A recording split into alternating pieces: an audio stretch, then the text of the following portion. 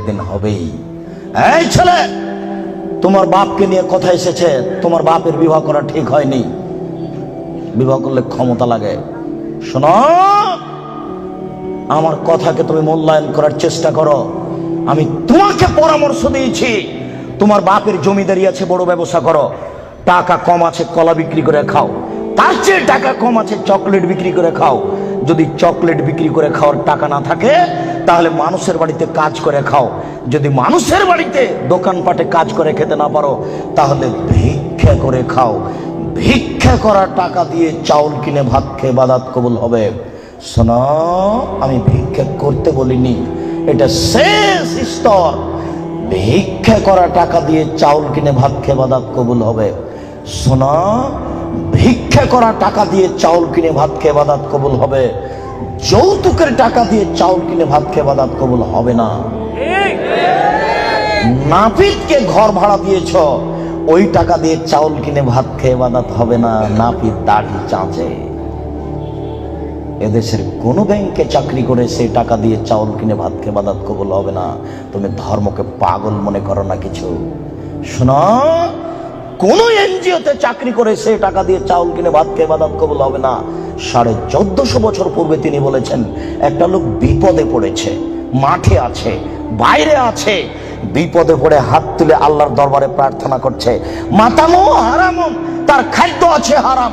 মালবাসো হারামুন, তার পোশাক আছে হারাম। মাশরাবু হারামুন, তার পানি আছে হারাম। গজিয়া বিল হারামে, তার জীবিকা নির্বাহ হারাম। আন্না ইস্তাজাল্লাহু, তার দোয়া কি করে কবুল হতে পারে? তার ইবাদত কবুল হবে না, তুমি মনে রেখো। শোনো, তোমার বাপকে বলছি, শোনো, তোমার বাপ তোমাকে আর তোমার বোনকে, ছেলে মেয়েকে লালন পালন করবে বাপের জমিদারি দিয়ে। যদি সম্ভব না হয়, তোমার বাপ ছেলে মেয়েকে লালন পালন করবে কলা বিক্রি করে। যদি সম্ভব না হয়, তোমার বাপ ছেলে মেয়েকে লালন পালন করবে চকলেট বিক্রি করে। যদি সম্ভব না হয়, তাহলে তোমার বাপ ছেলে মেয়েকে লালন পালন করবে দোকানে কাজ করে, মানুষের বাড়িতে কাজ করে। যদি সম্ভব না হয়, তোমার বাপ ছেলে মেয়েকে লালন পালন করবে ভিক্ষা করে। তোমার বোন গার্মেন্টসে আসলো কেন বলো তুমি? তোমার বাপ ধর্ম দেখাচ্ছে? আমি মনে হয় কথা বুঝাতে পারলাম না। তোমার বাপ তোমাকে আর তোমার বোনকে কিভাবে লালন পালন করবে শেষ পর্যন্ত? ভিক্ষা করে। তারপরে তোমার বোন গার্মেন্টসে আসতে পারে না। আমি বুঝাতে পারলাম না। তোমার বাপ শেষ পর্যন্ত তোমাকে আর তোমার বোনকে কি করে খাওয়াবে? ভিক্ষা করে। ভিক্ষা করা অপছন্দ, তবে যায়। আমি কখনো ভিক্ষা করতে বলিনি, তবে ভিক্ষা করা যায়, যেটা হলো উপার্জনের শেষ পথ। আমি মনে হয় পথ বুঝাতে পারলাম না। শোনো, তোমার বাপকে আল্লাহ রাসূল 5টা দিয়েছেন নীতি।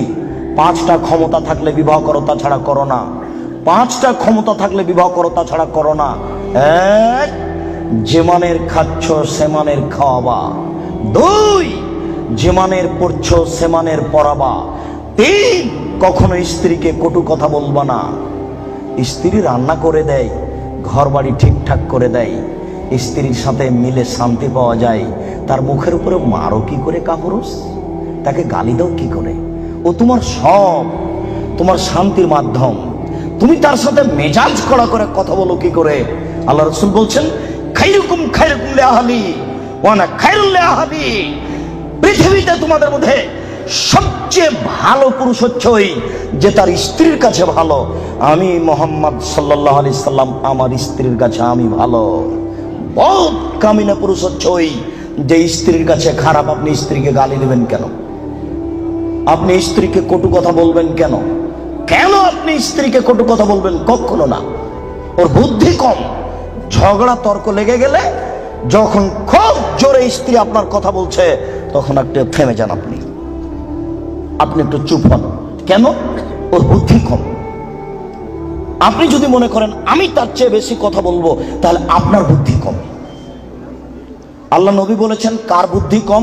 মহিলা। আপনি যদি তর্কে বেশি কথা বলতে চান, তাহলে এখন বুদ্ধি কার কম? আপনার কম। কেন আপনি তর্ক লাগলেন তার সাথে? খুব জোরে বলছে, আপনি চুপ হন, কটু কথা বলতে পারবেন না। 2, কখনো বলবেন না স্ত্রীকে তোমার রং কালো, খালি বলবেন তুমি এত সুন্দরী, তুমি এত সুন্দরী, তোমার মতো কোনো নারী দেখি না। সারা রাত পা টিপে দিবে, কখনো আপনি বদনাম করবেন না।